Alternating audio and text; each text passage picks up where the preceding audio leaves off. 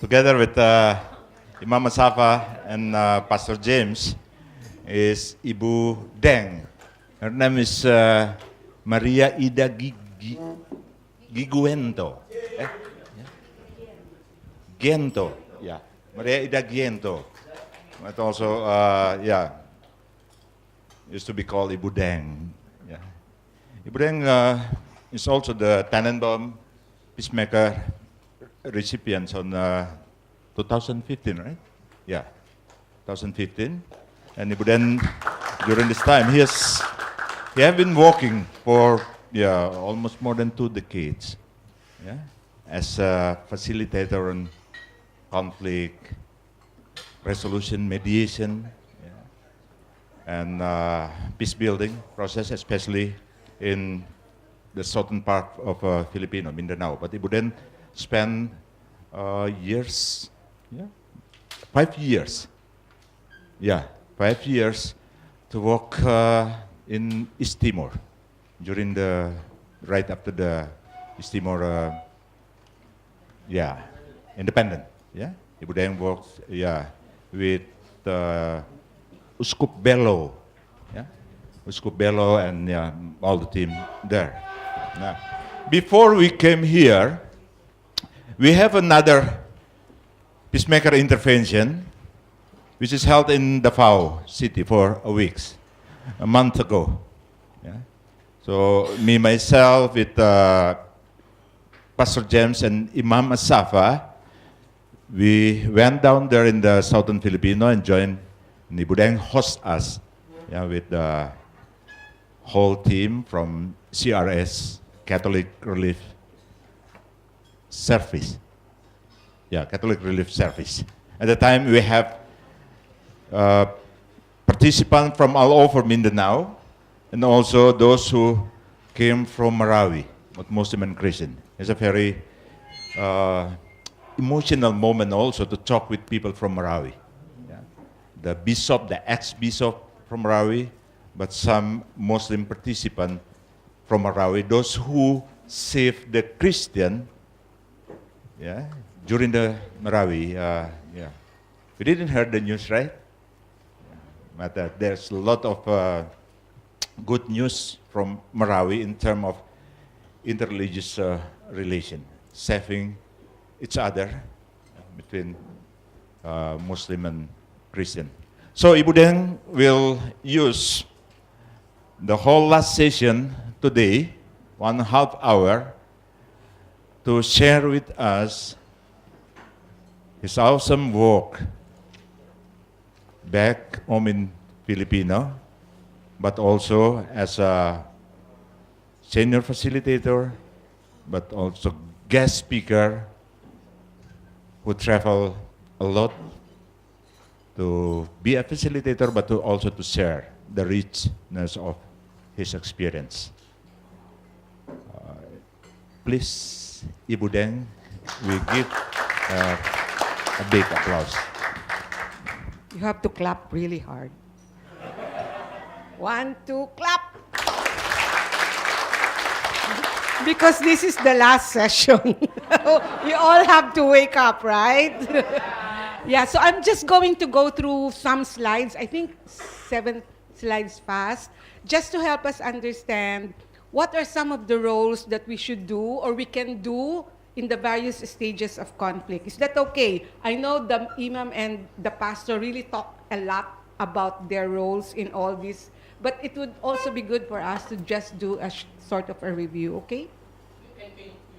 Huh? Huh? Yeah. Yeah. Sorry. Thank you. So Pina will just do it like this. The next slide. Yeah, we'll wait because they can see. Okay. Yeah. So in a book called Caritas Internationalis Peace Building Manual, you will find this diagram, and it talks about the stages of conflict.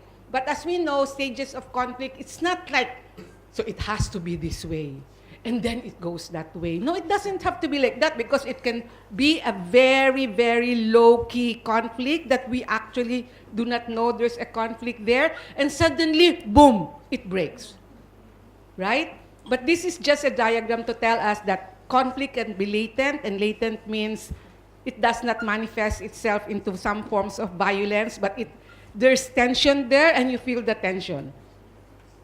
For example, everything is fine, but actually, women are battered in their homes. But everything is fine, but actually, indigenous peoples are. But everything is fine. So that's latent. Okay? So, next is a confrontation when suddenly it's not fine. Suddenly one woman spoke and said, I'm not fine because I'm being battered. Suddenly one student stands up and says, well, this is not a good school because I've been bullied for the past 3 years. And when my teachers learn it, they say, oh, that's part of growing up. That's part of the student life. It's not. So suddenly there's a trigger that says it's not fine. That's what you call the confrontation stage. And then you have the violence. People suddenly rising up and saying, yes, I've been bullied too. And then confronting the administration, confronting the teachers, saying, you're not doing anything. So suddenly there's a whole, well, not war, but, a whole, like, conflict. And then there's the desire to say, hey, let's talk about this. We know it happened. So now can we talk about this? So it's kind of like saying from a very, very heightened, emotional conflict feeling, it suddenly cools down. And then the school says, let's do something concrete. Let's address this, so it won't happen again. So that's the regeneration part. But as I told you, it doesn't happen that way, no? But just to say, yes, Fina, that in latent stage, these are some of the things that we can do. Prejudice reduction, conflict resolution trainings, that's culturally appropriate, nonviolent advocacy training, etc. And then the next one, you will have copies of these slides, so don't worry. Then the next one would be, what do you do when you actually are, in the confrontational stage? So again, it's education, strengthening local capacities to dialogue, because we always fight. You know what? As people were saying, we were born to be peace people. But somehow, when growing up, we forgot about being peace people. We're always taught to compete, to fight it out, to struggle it out, right? And I remember when Manny Pacquiao won when he won his first world title, in the malls, parents were buying their children like this, yeah. And then, little kids saying, okay, so box ate. And when the child does this, and then, he's gonna be Manny Pacquiao tomorrow. We're teaching children to be violent, right? They learn it from us. So, but here we're saying, no, we have to again learn how to dialogue. Again, learn non-violent ways of dealing with people. Here we also say alternative media and communications. With media, it's violence that sells, right? Forgive me with media people around. But oftentimes, violence sells. So they would put a lot of things in the newspaper that would sell. But we're saying, no, we have to learn how to use alternative media to tell the good stories, to tell the other side, the good stories.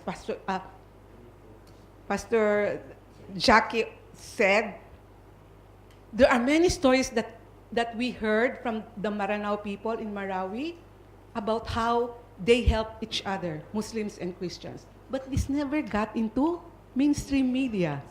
What came out of mainstream media? It's the negative. the bad things, right?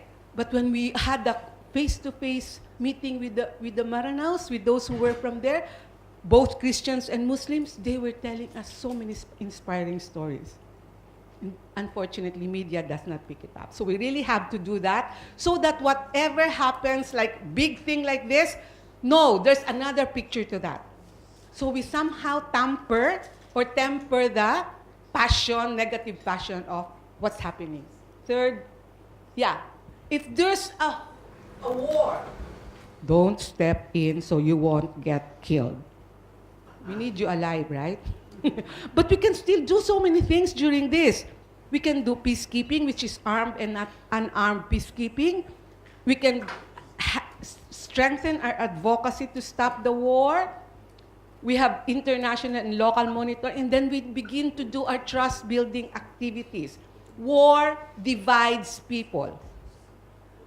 War builds so much distrust.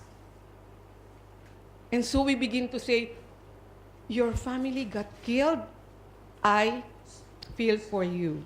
What is it? How can I help you? And he's a Muslim and I'm a Christian. See, we're starting to actually rebuild our trust that was really like torn apart by the war. Interfaith, intercultural dialogue can be done here, yes. And then emergency assistance. Because when people are impacted by war, and you don't give them food, and you don't give them water, and you don't accept them in your homes, what happens to them? If you're an IDP, an internally displaced person, you have your child here, another child here, your mother behind you, and you're looking for food, you're looking for water, you're looking for a place to sleep, and then people begin to shut their doors. What happens to you?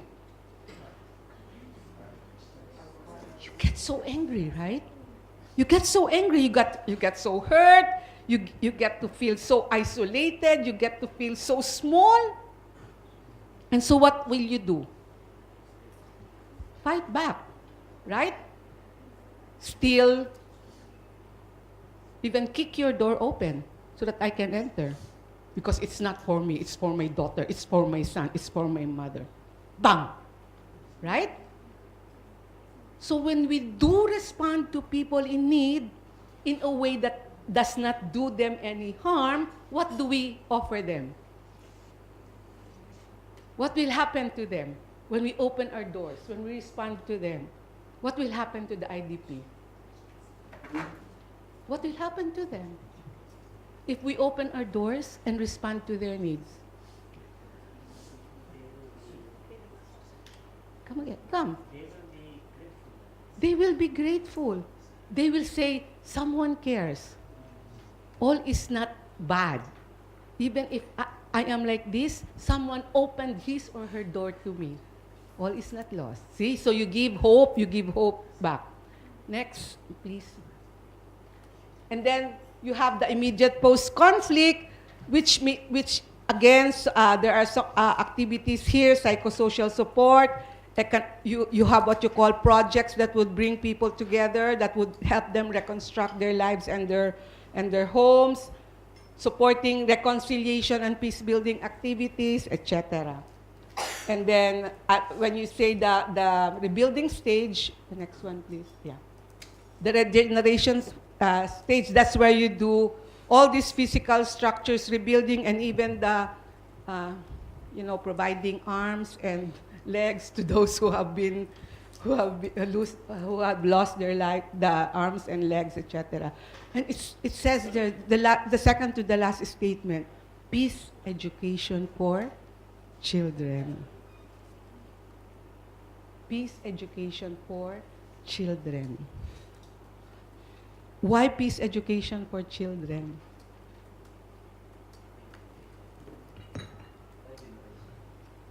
Because we're actually working with the next generation, right? But I'm not saying we should not do peace education also for adults. But you see, with adults, if you're 23 years old, how many years of violence did you experience? Some would have said 23 years or 20 years, right?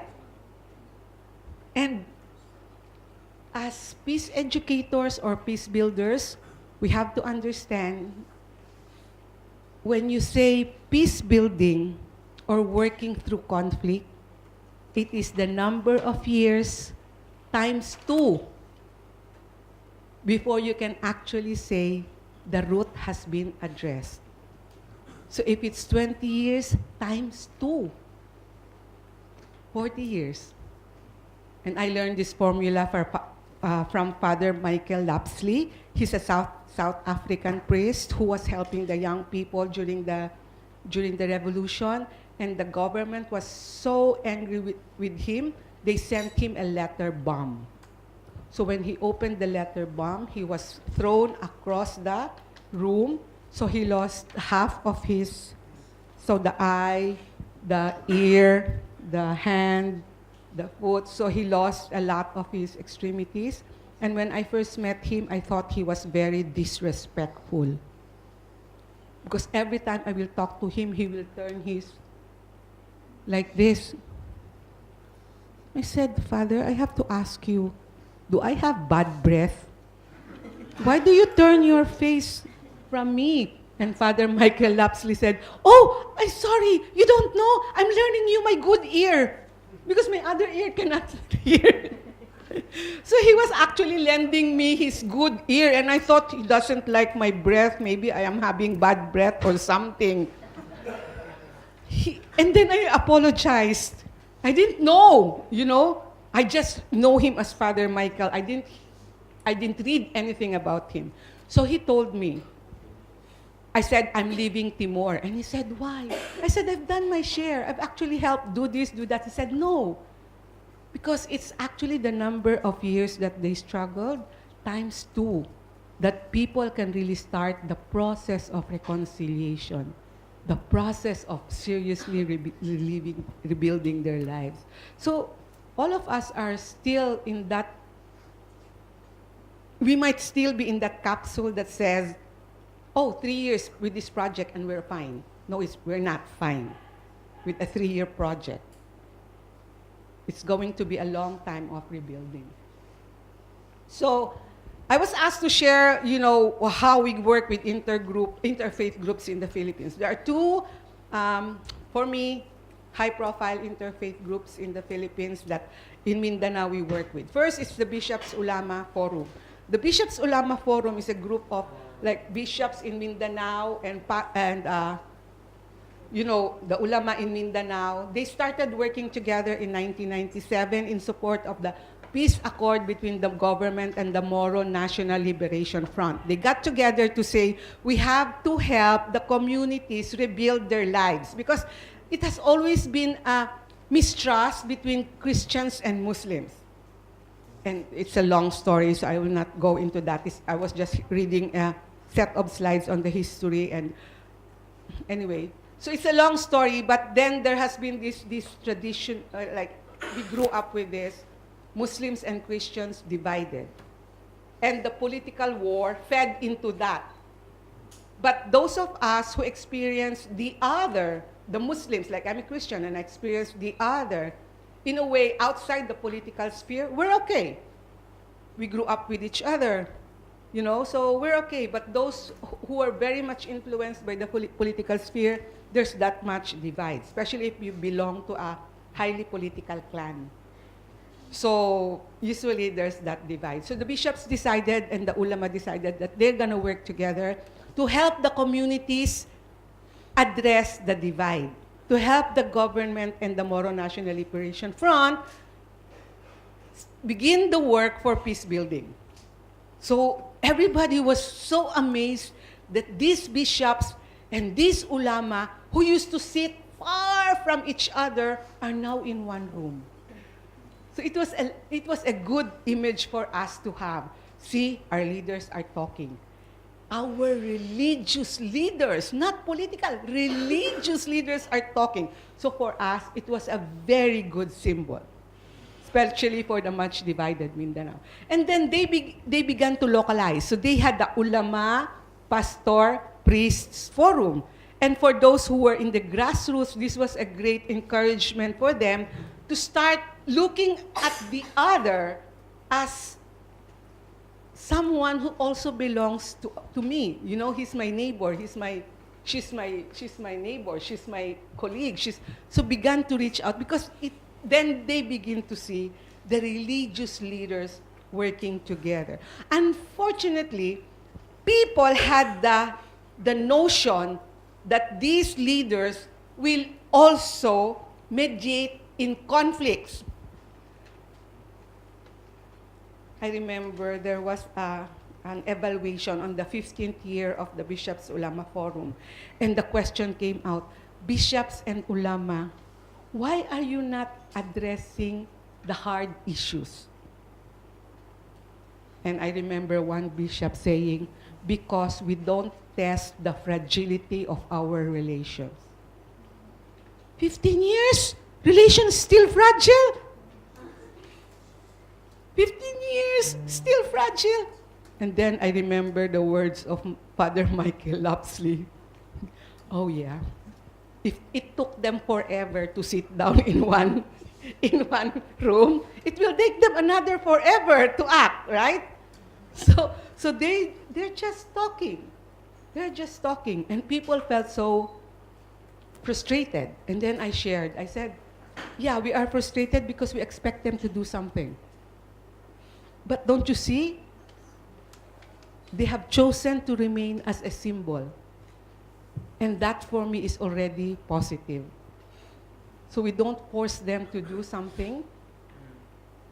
Because for me, just the fact that they sit together in one room, talk, come up with statements, that for me is something. Because it has never happened before. So I said, let's not build too much but others have been doing so. That's just my experience on the bishops and the ulama pastors. So mediation in the Philippines is actually an instituted like a structure, a system. So we have in the Philippines Katarungang Pambarangay, the village justice system. It's the formal conflict resolution mechanism in the villages that we call barangay. Okay, so it's part of our, so the Constitution provides it, and then it's localized in what you call I forgot the local, anyway, it's gonna come back to me. So ideally, what is said there is they're going to use mediation. So when we started working with them in 2012, we started working with them in 2012, we found out they're actually not trained to be mediators. They didn't have any formal training as mediators. So they still resort to arbitration because that's what they know. So they still resort to arbitration, that's what they know. So, because it's arbitration, they call parties together, right? Oh, I send you a summon, and I send you a summon, and come here on Tuesday, right? So, people who receive the summon, kind of like, why? Just because of that, you know? So they're kind of angry when they come, and you know, the lupong tagapamayapa, the person has to have this strong, like this, for them to behave. So there's no preparation for parties to come and dialogue. And no work at all on the relationship level. Just conflict resolution, which is resolving the issue now. No work on the relationship level. So because there's no work on the relationship level, and it's just solving the present conflict now, those of you who study formally conflict resolution, what happens? The roots are still there, so it comes up something else in another way, or it comes up the same way in the same place. The problem comes up again. And then they say, we resolved this already. Why is this like this? And then they point to the parties as stubborn, hard-headed. But, you know, it's because relationships and the roots were not addressed. Right? So that's what we found out. So we as Catholic, I work with Catholic Relief Services in Mindanao, as well as I facilitate conflict resolution trainings in the Mindanao Peace Building Institute. So we decided that we would like to do an intervention. You see, the peace building program of CRS, for 12 years, we were doing a lot of training that transformed individuals and relationships. 12 years, transforming individuals and relationships. We know that after 12 years, we have to address systemic problems. It's not enough to work on the individual and relationship level. You have to work on something else, like land. So we decided after 12 years, we're going to work on land issues. But who will be our partners in addressing land issues? Because land issue is a trigger in Mindanao. It's a trigger. People kill, wars break out because of land. So we said, who are we going to work with when it comes to land? So we decided, because religious leaders, both Muslims and Christians, are our partners, that we will be working with religious leaders. Yeah, so that's what we did. So after 12 years, applying the 3B, or the binding, bonding, bridging, we'll do something about that later. We identified, trained, organized, and institutionalized traditional and religious leaders as mediators to supplement and support the existing government conflict resolution mechanism. We did not like to compete with government. As the good imam and the pastor reminded us, we decided we will supplement and work with the government. We will not work against them. So what we did, we did. So when we say identified together with the people, we set up a criteria. Who are the leaders we will actually tap to become our partners? And then we train them. When we say train, it's a 1-year training. So first training we did was understanding the self, and we will do something about that. Then we did peace and conflict mapping. Actually, the pastor and the imam shared about, what did you call the analysis tool? SWOT. SWOT. Yeah. And we do the peace and conflict mapping, which is like SWOT, but it also identifies peace resources in the community that you can use, and people are surprised. We have peace resources, we didn't even know that, but it's, but that's part of the thing that we do.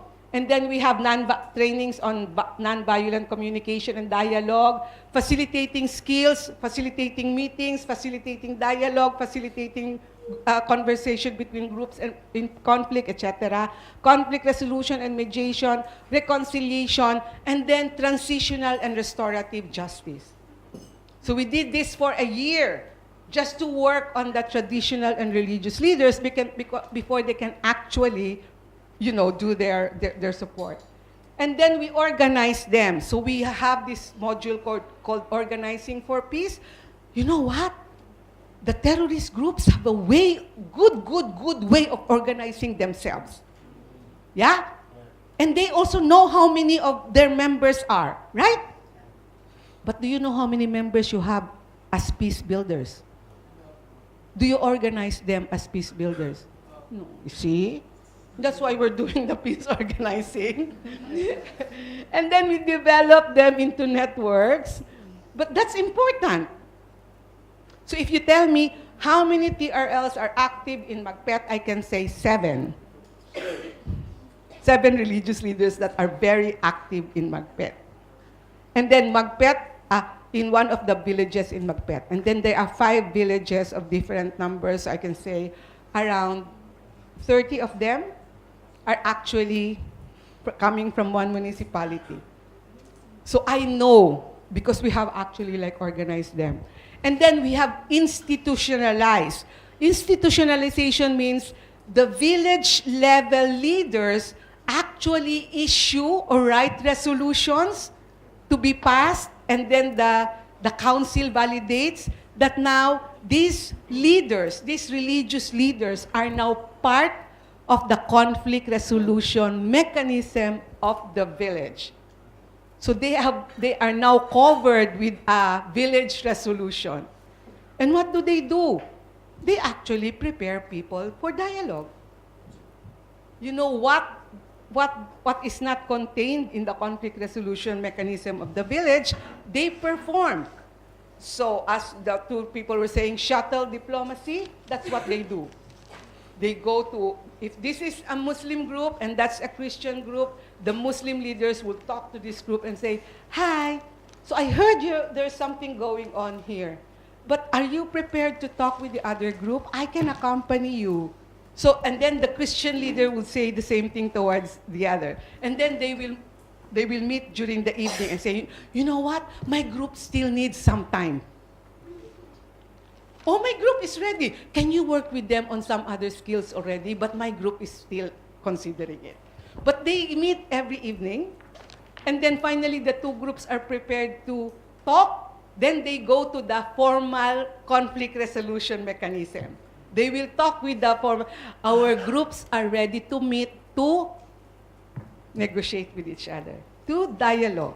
So formal resolution still lodges on the government. But our traditional and religious leaders actually help prepare for them. After the conflict has been, they signed this. The resolution. They signed the resolution. They signed the agreement. After that, the religious leaders will still accompany them. Hi, how is your relationship with the other side? Oh, when we meet each other in the marketplace, we actually say hi. Oh, good. Hi, how's your relationship with the other? Oh, when somebody there celebrated the birthday, they invited us and we went. Oh, good. So these traditional and religious leaders monitor the relationships.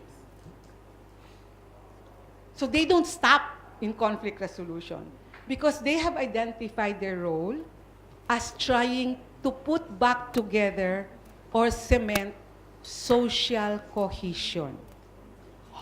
Big word, new word. And the UN loves it. And the donors, they love it, social cohesion, right? You put it in your proposals, they love it. What does it mean? What does social cohesion mean? Very simple. A reconciled community. That's what it means. Just have to have very technical social cohesion word, right? But it means a reconciled community. And how does a reconciled community look like? How does it look like? A reconciled community, how does it look like?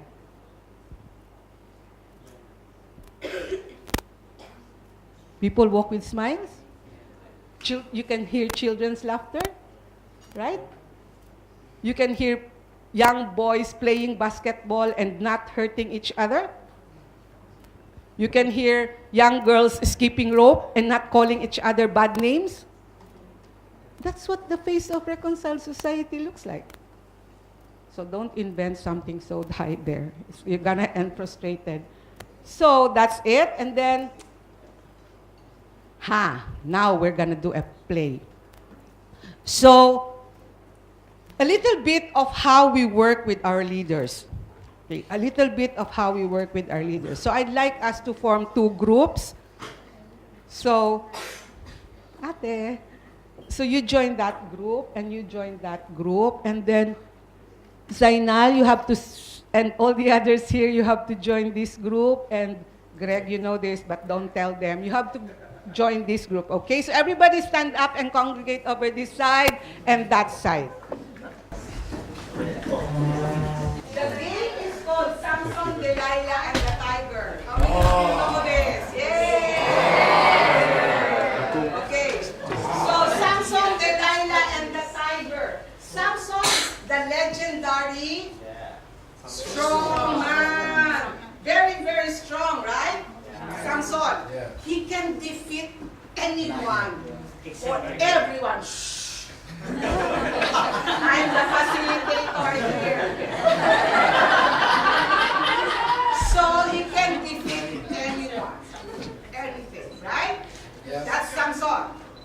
And then you have the very beautiful Delilah. And smart. And smart. And strong. And Samson grows weak. When Delilah is there, he so much loves Delilah. He grows weak, right? So Delilah defeats Samson. right? Yeah. Then here comes the tiger. And of course, the tiger can defeat Delilah because Delilah is a mere mortal. I didn't say woman. Mere mortal.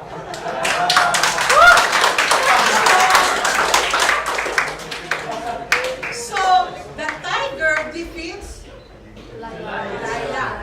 But Samson can defeat Delilah. So this is what we're going to do. You have to decide whether you want to be Samson, to be Delilah, or tiger. You have to choose.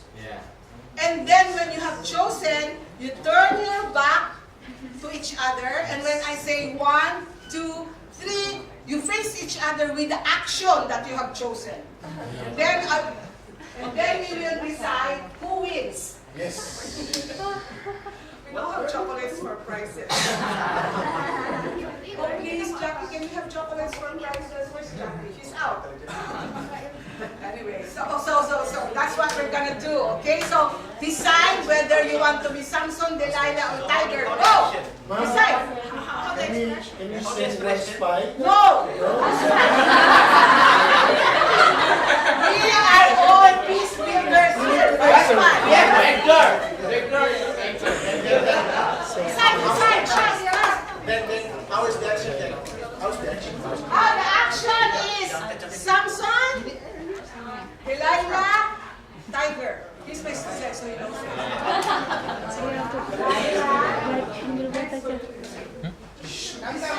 Buat sana. Buat.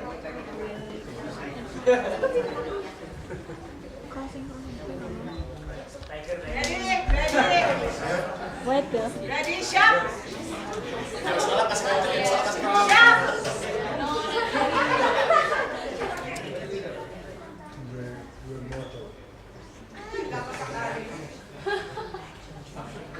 Sharp! Ayo. Ready?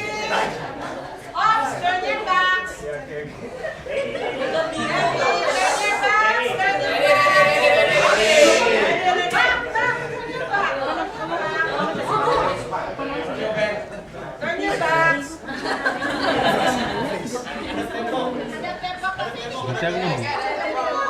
Bago langsung dulu. 1, 2, 3.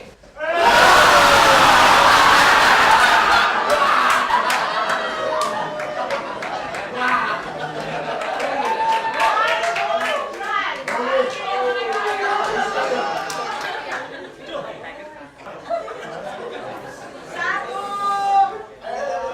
dua, tiga.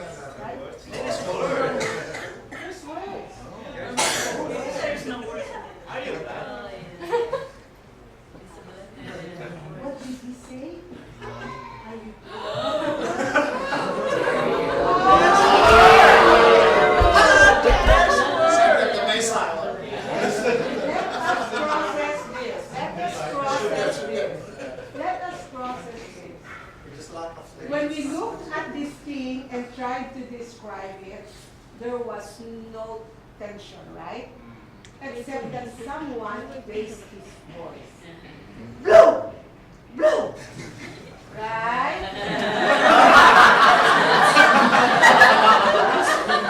Right?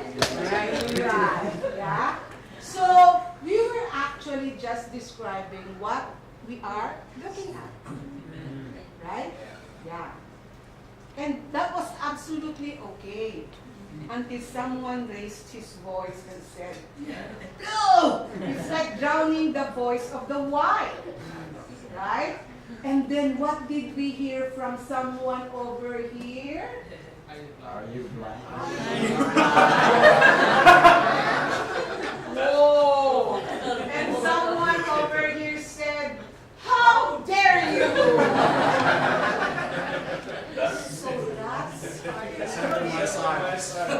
that's starting the tension to escalate. Right?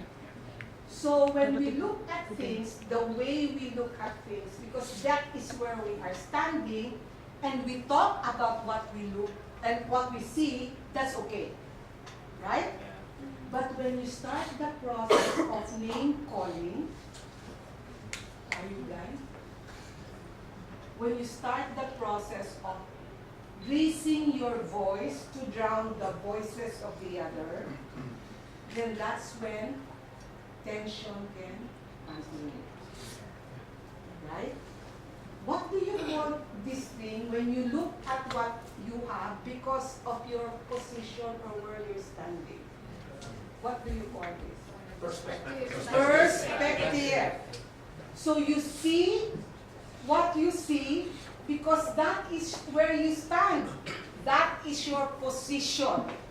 It is so frustrating for us who are not government to listen to the government. Yeah. Why are they saying these things? It is because we are government. This is their position. Right? This is how they look at this.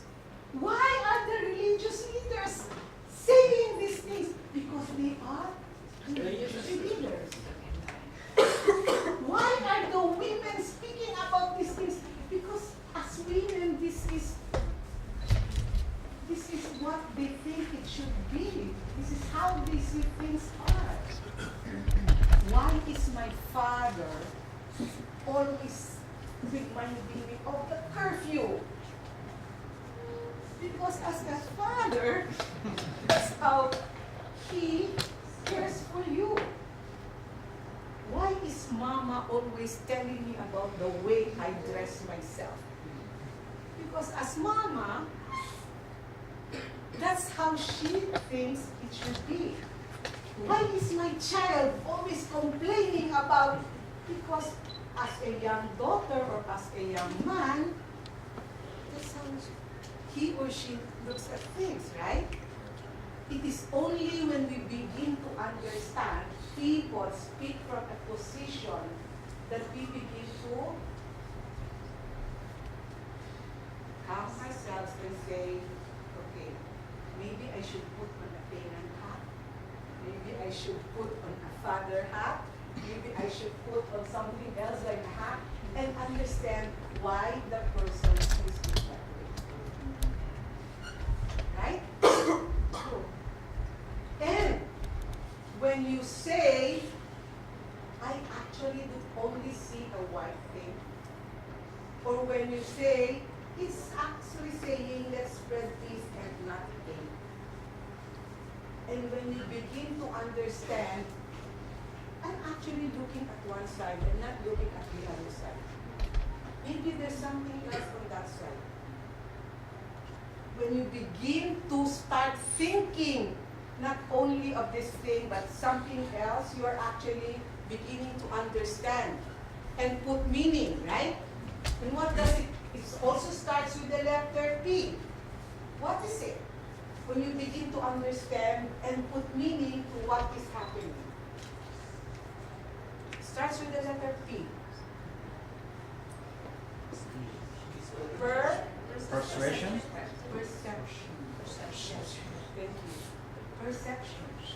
you begin to understand.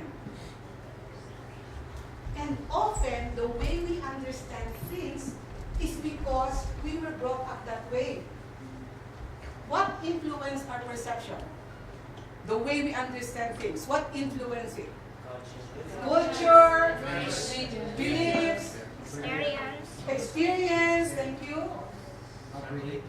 Upbringing, family, education, all this, our gender, all this actually influence in shaping our perception, how we understand things. And is your perception wrong or right? Right. The way he said it, it's like, challenge me. Right! We often think our perception is right? Right. We often think our perception is right. Because that's how we understand things. That's how we were brought up. That's how we experience it.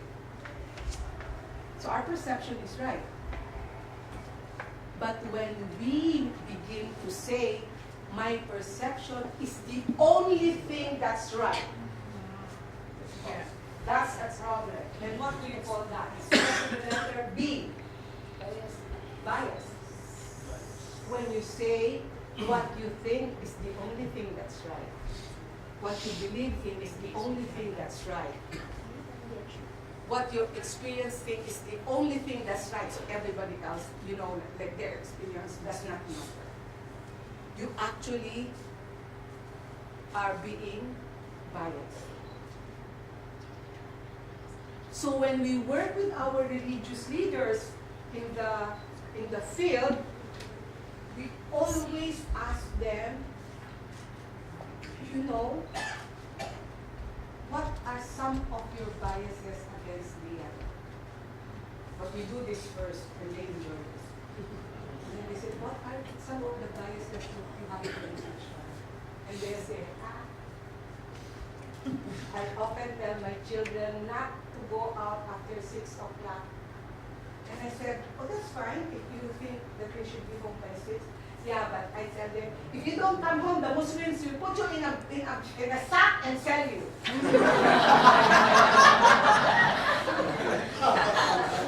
Let's defeat in the face. I said, oh, that's a bias. And then the Muslims will laugh and say, I do the same.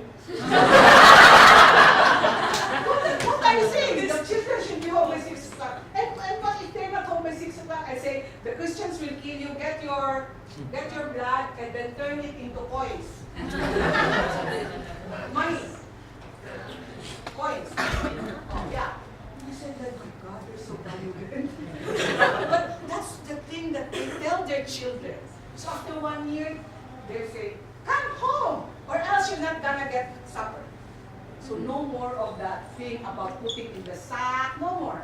They will say, come home or you don't get supper. Right? So there's a change there. But of course, they have to build firstly their biases. And what formed the bias, then they have to go back. It's because we perceive them this way. And what shaped that perception, then they go back to look at what shaped their perception, and this is where we go into studying the history of conflict in our land, and say, we were actually brought into conflict because of these things. And then after, studying the history of the land, then they begin to change their perspective. But it's hard work. You who are facilitators and teachers, you can actually do this in your... So, as interfaith dialoguers, or people who want to engage in dialogue, how can you be sure what's on the other side? They say white, you say blue. They say no words, you say lots of words. How can you be sure of what's on the other side? Communicate. Yeah, communicate, and they describe things to you, and it will forever remain in your imagination. What exactly are they saying? What exactly are they saying, right? What else? Saying the position. Would you like to do that? Go ahead.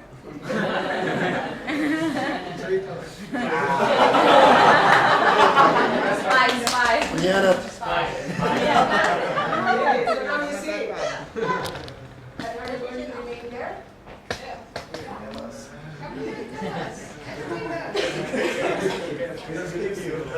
See, there was some dynamics here. Remember when he said, I'm going to walk to the other side. Someone said, traitor. Right? And that's what we did about working on one's perception. That's what you call the binding process. The person is the binding process in the person. When the dynamics of one from the other going to the other side, many respected, but somebody said traitor. That's the bonding part.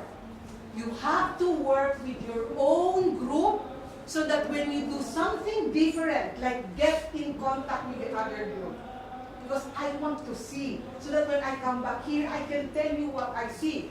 And they will support you, that's a good bonded group. But if you don't actually talk to them and say, this is what I plan, and they don't agree, then they will name you a traitor. And that's one of the blocks of dialogue. One of the blocks of dialogue is you get scared that you will be branded a traitor. Justice Namo was burned because of that. Yeah. Maybe because he didn't tell them. Very Christian. So we need to actually work with our own group so that they would understand and support us when we do something different, not normal. And that's often the process that we forget. Because we always, from the self, we always go directly to the other, which is the bridging part. That you actually cross over and have a dialogue or engagement with the other. That's called the bridging part. And often in interreligious dialogue, that's the next thing we will do. After talking about now, I'm convinced dialogue is the only way forward. So I will go immediately to the other. We skip the bonding part. We often skip the bonding part. And then when we sit together with the other, you will say, I as a Christian would really love to hear about it. The other Christian will say, not that first, not that first. We want to know this. So among themselves, among the Christians, among the Muslims, they don't even agree what to do next. And the facilitator of interreligious dialogue is like confused. Where am I going to bring this group? Because they don't seem to support each other. Because the bonding did not happen before we actually brought them together. So that's the 3B formula. And Tina, can you just do that? Okay. So it's called, that one. The binding, bonding, bridging component. That's a CRS formula of interreligious dialogue or group formation for peace building. So it works on the self, it works with the identity group to gain support for action before we actually work with the others who do not share our identity. The dialogue part. Okay? So let's all go back to our seats. One of the things that would stop people from going across and looking at what's on the other side, you don't find that speaker anymore, is because they are scared that people will remain there because they find that view better. So it will stop people from going over to the other side because they might be scared they will find the view better, and so they will remain there. That's scary. Sorry, Sorry. Yeah. what is the difference between binding and bonding?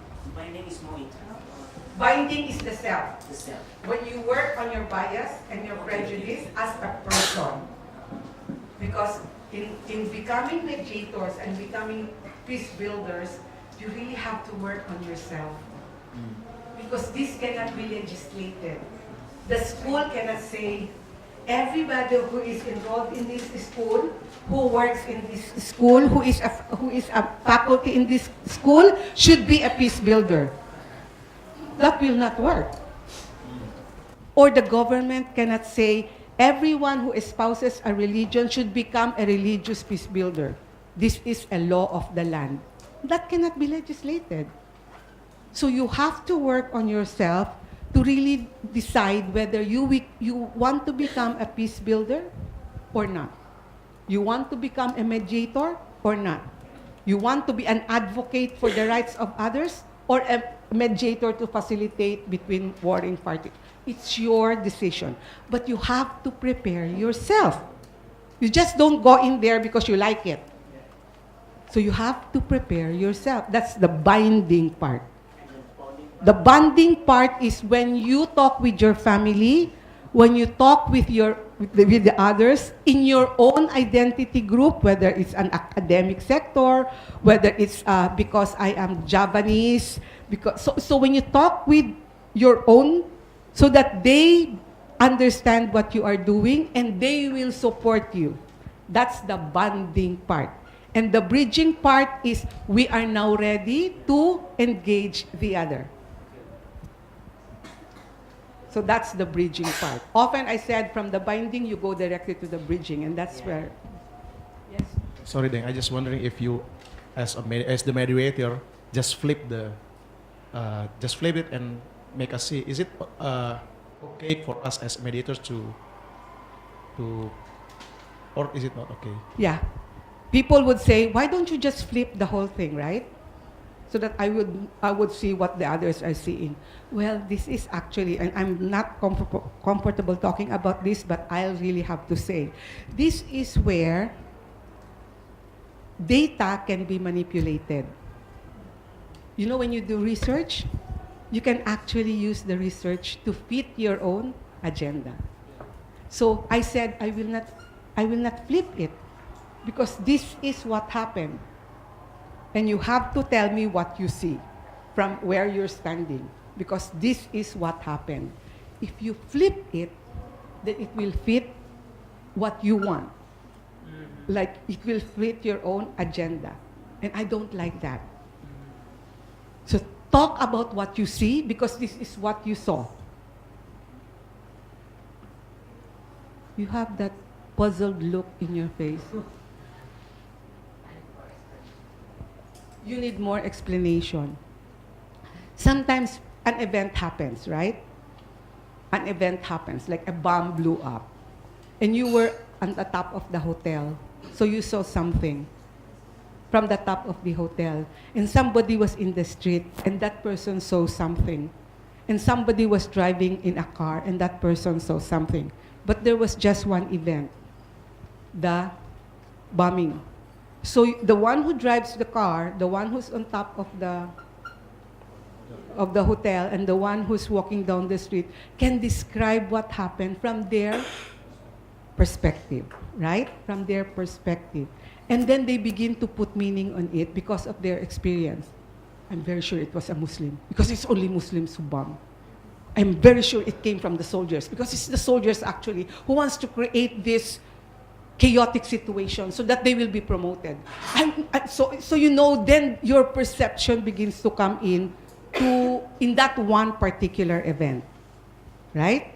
In that one particular event. But sometimes people, when you are asked to describe, they do not just describe it that way, especially when you are being interviewed, especially when you know somebody comes to you and says, you know what? If you talk about this in this way, or accuse the local government and say that you saw it this way, then you will I will give you 1,000,000 rupias. And that, you will say it. Because somebody said, you will say it. It's like you flip the whole activity to fit what this person wants, right? So you're not anymore describing it according to how you look at it. You've now flipped it to fit another person's agenda. And that's why I will not flip it. I will not flip it. Okay? So I think we're running out of time. Yeah, two examples of successful intervention in mediations done by religious leaders, okay, or interfaith groups. First, it was actually a group of indigenous traditional leaders called the 10 tribes, with the support from the church, Father, what's his name? Joy. They used traditional conflict resolution processes with mediation to solve a 20-year or so land issue that actually a corporation took from the indigenous peoples. So they were able to solve that. And then it also led to the strengthening and revival of the clans, the Indigenous Peoples Council. So that was one thing that resulted through this process. And the second, there was a school where ownership was really over the land where the school was contested. And the tension actually made parents decide to send their children in another school, outside the village, because they couldn't send their children to that school not knowing whether it will be demolished anytime, if the owner of the land will get it, etc. So there was so much tension, and then a group of Catholics, Protestants, and Muslim leaders sat together and really worked hard, tracing titles, doing the paper trails back to find out how the land was donated, how the land was given to the school, who received it, etc. And finally, they were able to settle the land ownership over the school, and that made the enrollment in the school increase because parents have decided to bring back their children, and parents were beginning to feel, I'm not going, I'm more secured now because my children are going to school only in the village. I don't have to send them outside. But there were also a couple of non-successful mediation, and this one involves a logging company who actually keeps on spreading the land and taking over the ancestral domain claims of the indigenous peoples.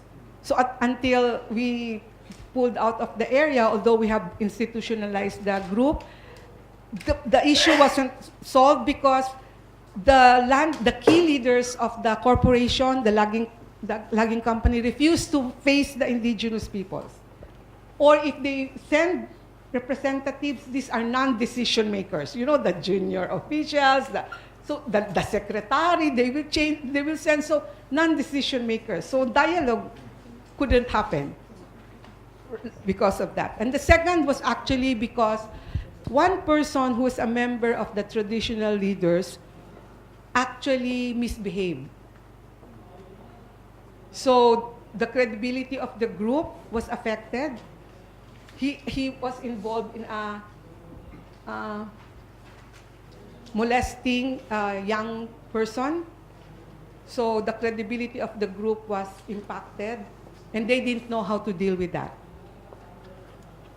So we called it backsliding. What's backsliding? Yeah, it's so if I may make an example, she has been involved with peace building, women's role in peace building for how many years? How many years now? 3 years, okay? Or 4 years, right? 4 years. Before that, before really understanding women's rights, before really understanding women has a role in peace building, before really understanding the significant role of women in society building, for 27 years, she remained at home. Example, she remained at home. So her functions at home were also significant, right? She would take care of the house. She would take care of the children. She would take care of her husband. And she will go around paying all the bills. Of course, money comes from the husband, right? That was her role. And suddenly, her role took for the last 3 years increased to something else, added roles, society building, organizing women, like that. And then something happens. Something happens. One of the members in her organization tells, you know what? I really don't like the way you manage the organization. And Wiwin gets hurt. For the past 3 years, I've been, dedicating my life to this organization. Why do you say that? And then Wiwin withdraws from the group. And she decides, out, I will go back to my main, what role I was having in the past 27 years. So she goes back to that. Imagine a person who understood violence is part of his life. Violence is part of his life. And as a leader of the tribe, he believed he has the right over all the members of his tribe, including children. And then he joins a peace group. Year 1, good. Year 2, good. Year 3, back to his old self.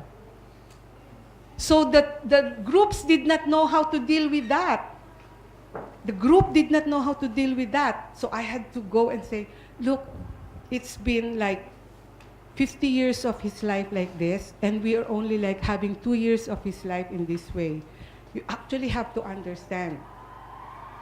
I'm not saying you support him in his bad ways. I'm saying you have now to play the role of how you're going to bridge between this person and the victim's family.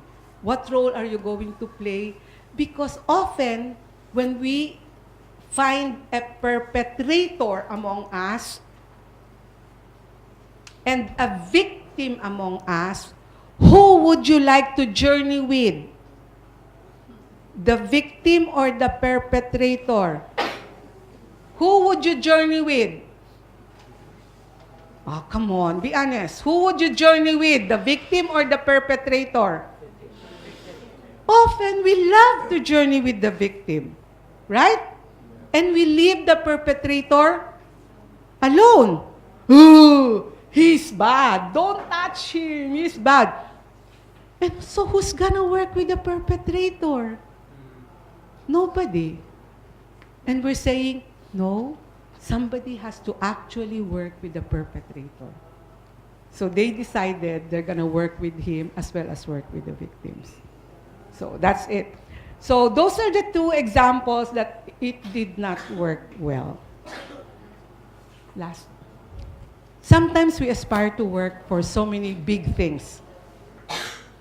I want to be like this. I want to be like that. I want us to be like this. I want us to be like that.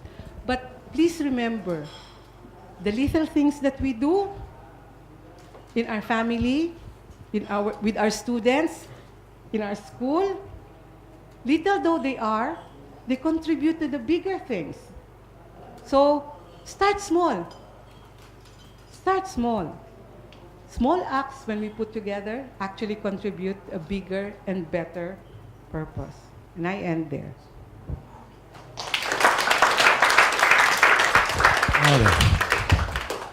Yeah. We have 10 minutes left, but I will ask for the question from that side. Palti? Okay. Yes? 1, 2, and 3. Since you bring the woman's issues, the woman's story in this discussions, I would like to ask that women's involvement in conflict or in peace normally disappear, or women's normally regarded as the victims of the conflict, and they are disregarded as the actors in the conflict or in the peace process. In your experience during dealing with the peace issues in Philippines, how do you counter these issues? I mean that how do you identify the gender issues in the process of peace in your work, and how you deal with this, the strategy to involve the women or to appreciate the women in the process of peace. I think that's all. Thank you. I have questions about the successful case that you mentioned. I'm actually surprised that one of the successful cases was a conflict between corporations and indigenous groups over land ownerships. My question is more about like asymmetrical conflict where when we can clearly see who is the top dog and underdog parties. How do you deal with these situations? For example, if there is a state violence against a certain community, or a protracted conflict between indigenous groups and large corporations that have access to, I don't know, militias or arms, etc., or even between sexual offenders and his or her victims. We can clearly see which one, like the power relations, which one is the top dog and the underdog, and how do you deal with this kind of cases?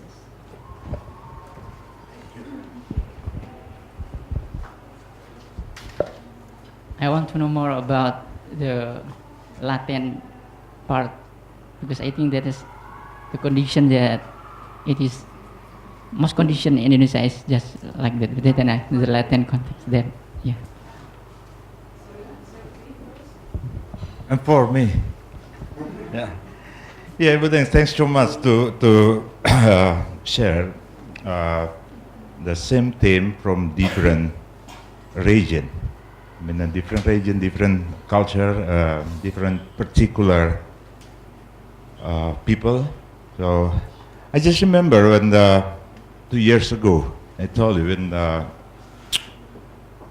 I was helped the other team to facilitate the process in Mindanao, and in Zamboanga and Cotabato, we were hosted by MNLF in Camp Darapanga. MIL in Camp Darapanga. It was a time when I met the combatant from Zulu and Bangsamoro, and I clearly remember the first statement that when we met each other and they asked me, "Oh, you're from Molucca, from the eastern part of Indonesia," and at the time there is other participant from Papua, and said, "You're also from Papua. Do you guys fight for independence?" I said, "Oh, this is another approach." And I say, "Yeah, probably, yes, and we are alike." There is a point that can bridge at the time, although we are different in religion. So then I try to dig more and more and more till I come to one conclusion, that conflict of identity is a very serious down there. So how, as a facilitator or mediator, you deal with that kind of tension? The clan groups, like Maute, with another clan. Is there any tools that you use to bridge the conflict of identity? Thank you. Once more. I can't keep up anymore. I have to buy new things. Yeah. Okay, thank you, Mrs. Maria. I have the question. The first one, as we know, most of militants in Marawi are Muslim. How they respond about your position as a Christian peace builder, in order to mediation the process as a Christian amongst Muslim. The first one, and the second one is, have you more profit as a woman peace builder, rather than rather the man position, rather the man on the peace on the bridging conflict resolutions. As a woman, have you more profit because your sex, because your gender, rather than men, rather than men peace builder. Thank you. Is a gender affected your effort to build as a Christian negotiator in the midst of Muslim? Oh, one more. Yeah. Thank you. I have two questions. The first one is, as you described that the interfaith groups in Philippines between bishop and ulama conference and ulama priests and pastors. As we know that most of bishop, in Muslim and Catholic, I assume that maybe 90% are men. So how how is the role of women in this particular group or forum or conference? Yeah, and the second one, I want to learn more or hear more from you about how you, let's say, mobilize women in interfaith mediation in Philippines. Thank you.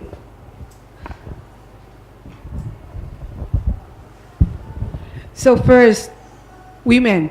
Yesterday I gave a lecture on women and their role in peace building, and I really hope you were there. Then it would save me the time to answer this.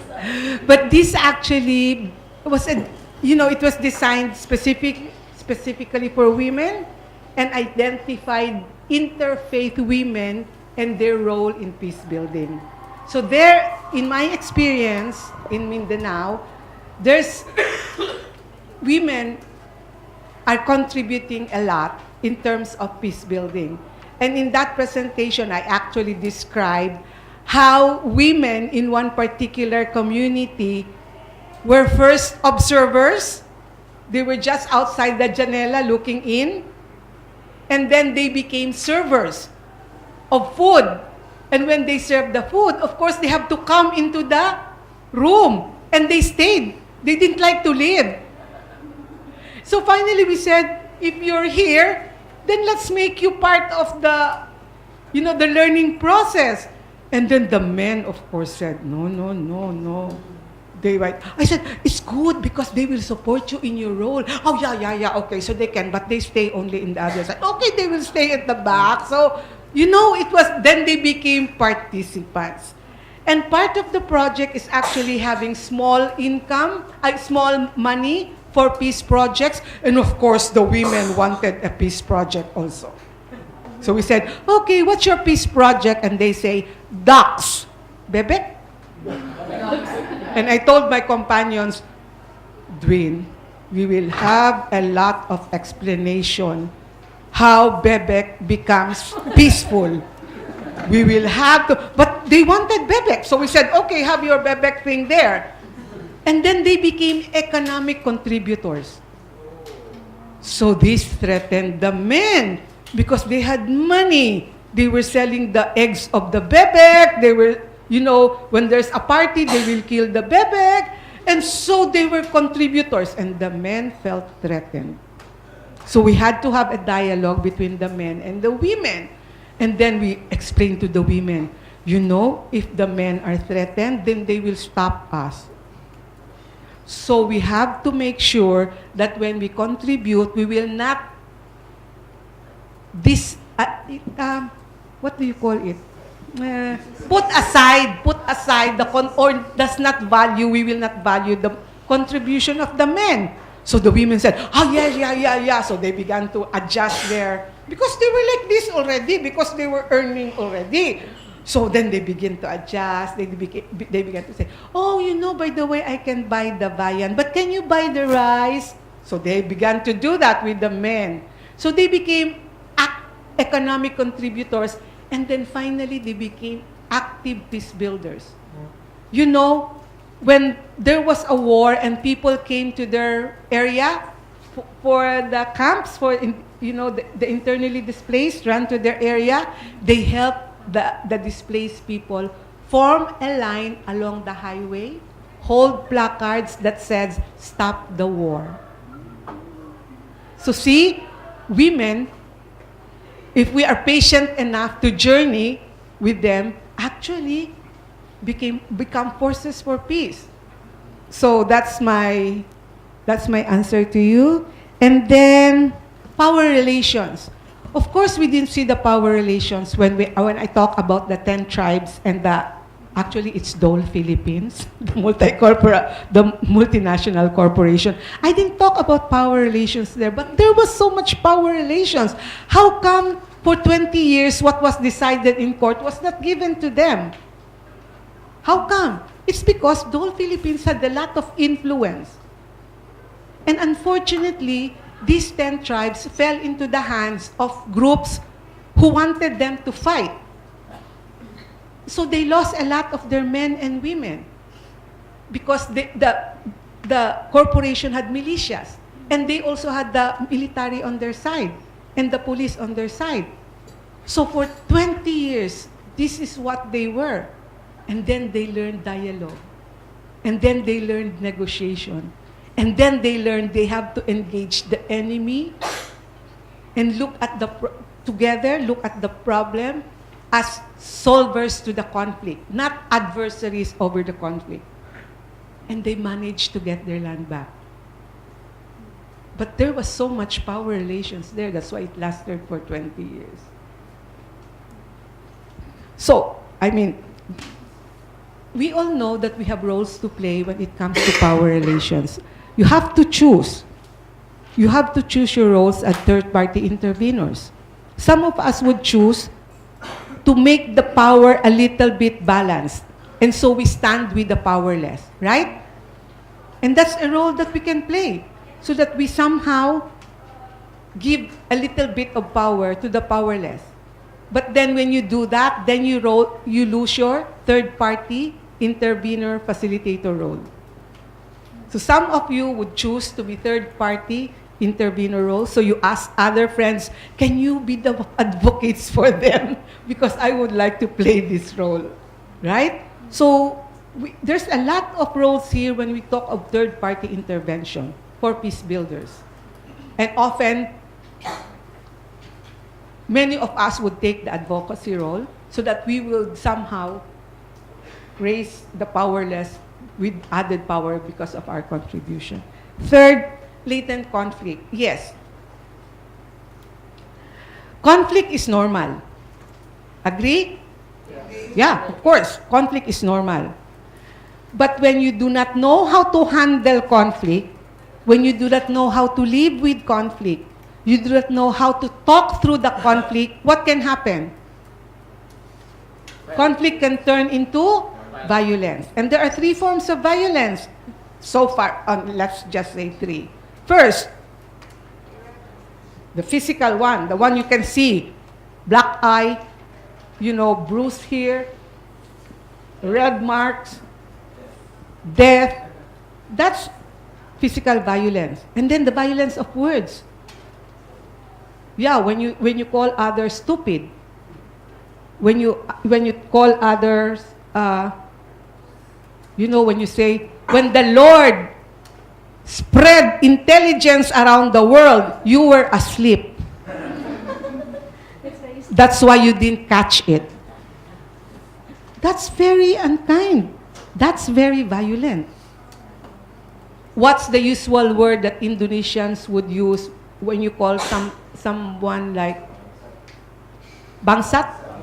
Bangsat, what does it mean? Stupid? Bastard. Yeah. That's a very bad word.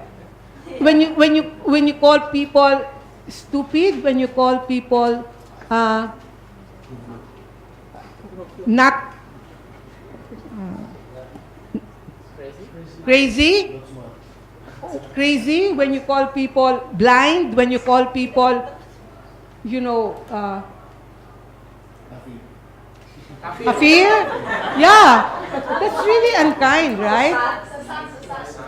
Because when you call people stupid, oh, you are stupid, you elevate yourself.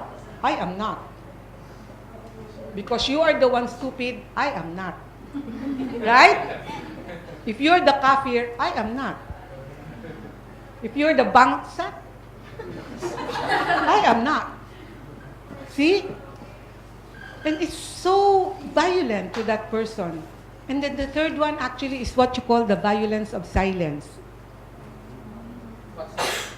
Violence of silence. Why is that violent? Why is silence violent? Ignorant. Because you ignore. And when you ignore the person, it's as if you are denying that the person is existing. Imagine, you talk, Sam talks to me, and then I look at him like that, and then I turn my back. It's as if I'm saying, you're not there. You don't exist. And that's so hurting. Right? That's so hurting. So, these are the forms of violence that's happening. And if you don't actually look at the conflict that's there, if it's a conflict about identity. Orang Jawa versus Orang Jawa versus Orang Ambon. It's there. The conflict is there. The tension is there. And you don't actually address it. You don't provide the opportunity for them to talk. The lesson we heard from the imam and the pastor, they created so many opportunities for people to gather together because that's important. If you don't create the opportunity, they will always pretend everything is okay, but it's not. Because there's no opportunity to talk about it. And you know what? Schools provide the best venue. Because schools are often perceived as non-partisan. Also, seminars are good venues. Because seminars are safe spaces. We all learn together. So we have to create the venue for us to allow the people to get together so that they will talk about the tension. Actually, yes. When I walk the street, I can see the Orang Jawa look at me that way. Or the Orang Jawa would say, actually, when I walk the streets, I can see the Orang Ambon do this. And they're able to talk about it. So what can we do so that that will not happen? What is it that you want to do so that there will be no side looks and there would be no more like this? Right? So that is latent conflict. It is there, and so long as we don't address it, it is there and it might blow. Okay? So last, as a woman, identity, that's Jackie's. One of the most difficult conflict to be addressed is identity-based conflict. One of the most difficult to be addressed is identity-based conflict. Your identity as a woman, your identity as a nation, as a tribe, it's so difficult to address. And why? Why? Because it's part of who you are. Tell me, if I say, my friend, you have to forget you're a woman. No, right? No.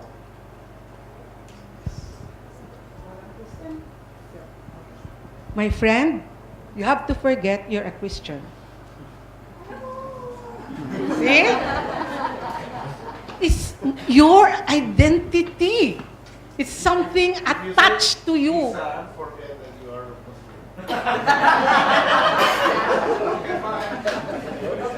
You can say to someone, okay, I'm sorry, but you have to fast for the next 24 hours because there's no food available. Right? What can I do? There's no food available. Right?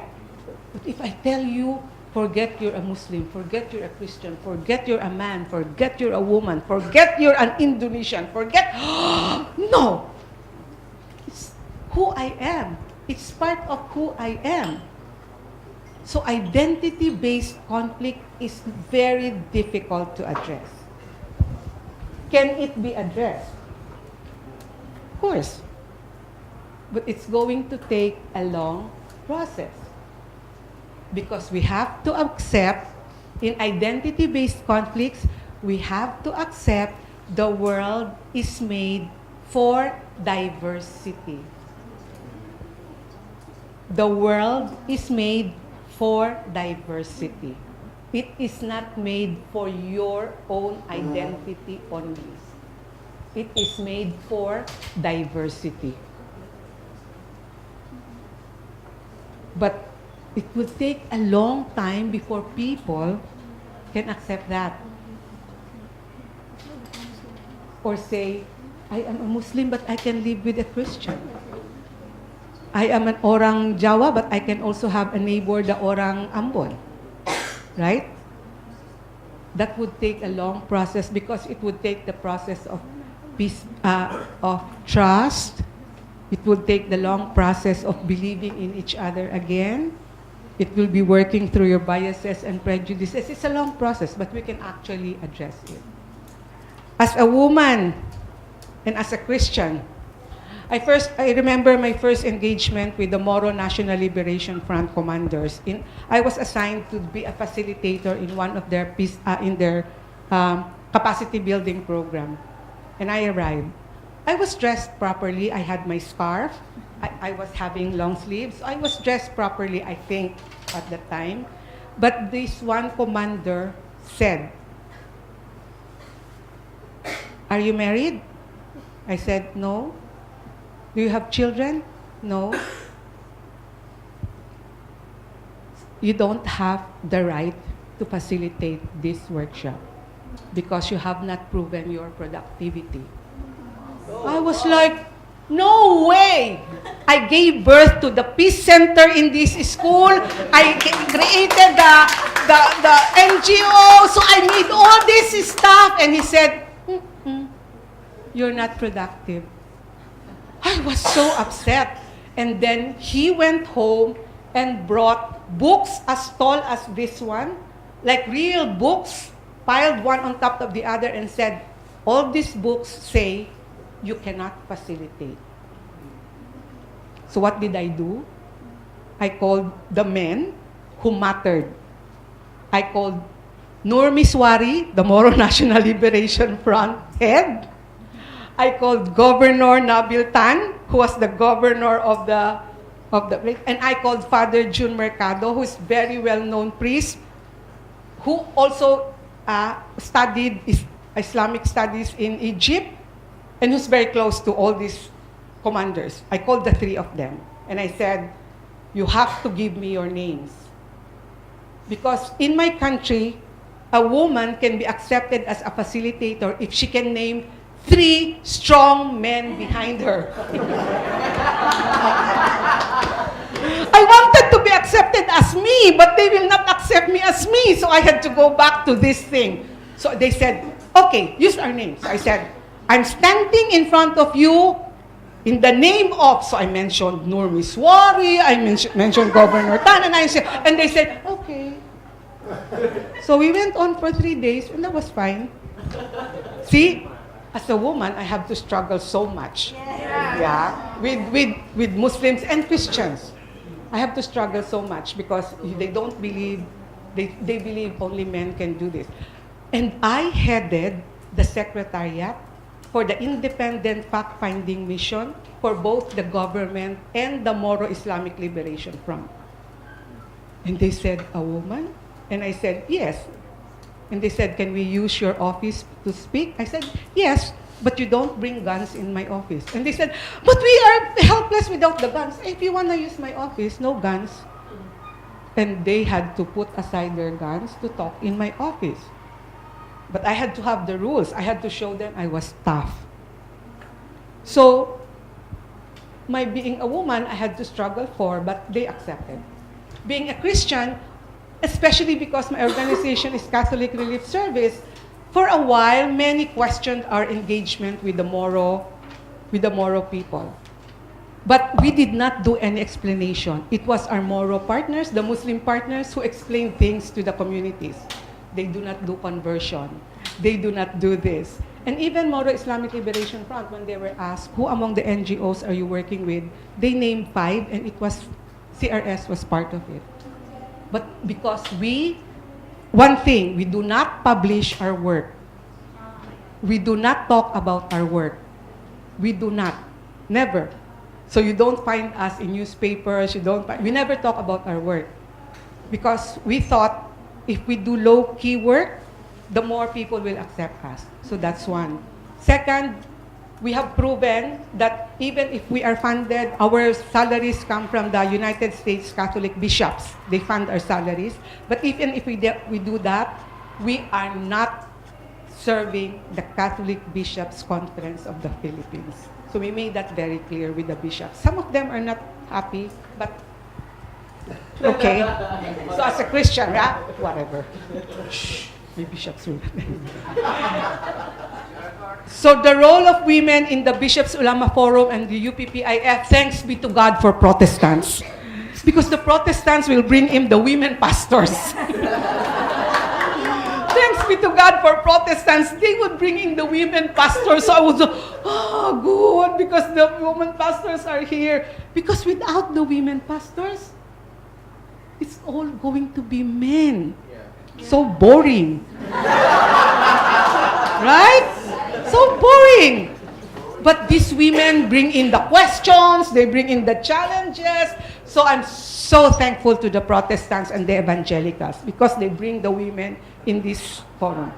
Last, mobilizing women. So long, women, okay. Women can fuel violence, but they can also ignite the passion for peace. So women can actually fuel violence, but tap into their peace-building side. Because it's the women who always wants peace at home. Come on, I already cook. I already cleaned the house. When you come home, you argue. Come on, give me some peace, right? So they want peace at home. They're natural peace builders, peace facilitators. Tap into that side. Do not tap into the side of, you know what? Mommy, when I went home, this is what happened. You know what? And then the woman would like, okay, then go back and do this. No, don't tap into that side because they can also be fierce warriors. Tap into the peace-building side of women. They're natural peace builders. And I have so many stories to share, but we don't have the time about that. So, mobilize women by tapping into their interests as peace builders. Thank you so much. Thank you, Sister Dan, for share your deep experience.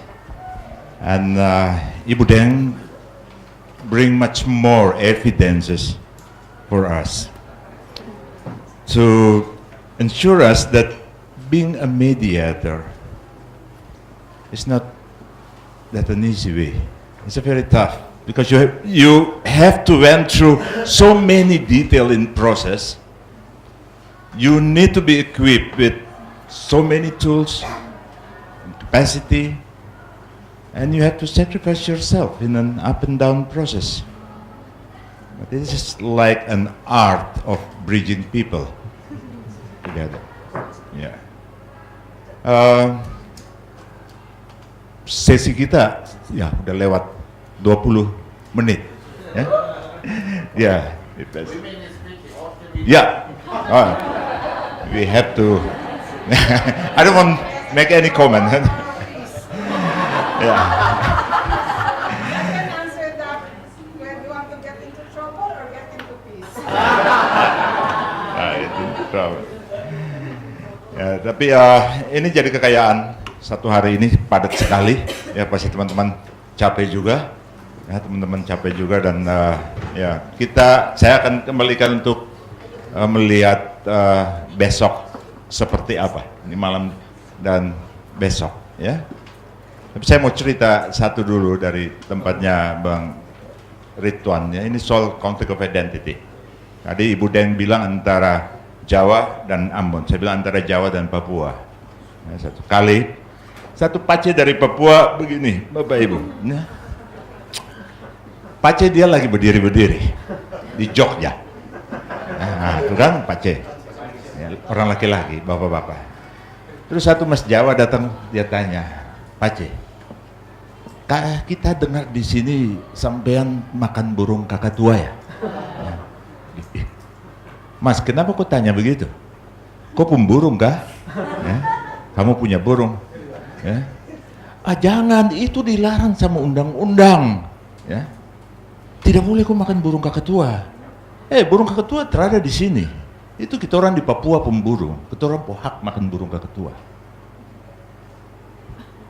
Mas, burung kasuari kita orang makan, kita orang pemburu. Burung nuri kita orang makan. Di sini terada burung nuri tuh, di Papua banyak kita orang makan. Kakatua kita orang makan. Mas, kalau kau pun Garuda ada di sana juga, kau pun burung Garuda, ya. Kita orang makan kau pun burung Garuda, lapis dan dia pun Pancasila.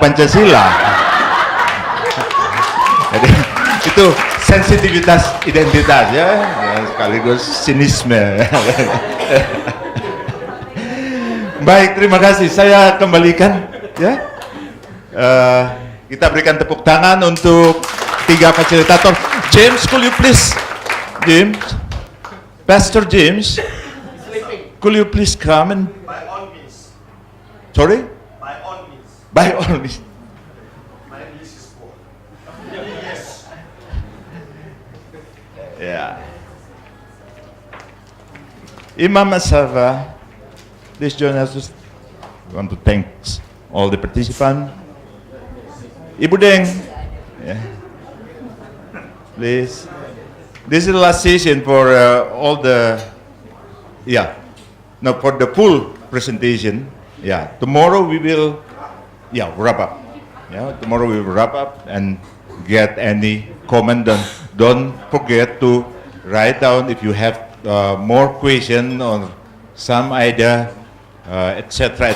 Just write it down and we will collect it tomorrow morning before we start the session. We can share among us and also the committee. So thank you, Imam Sava, Father James, Ibu Deng, for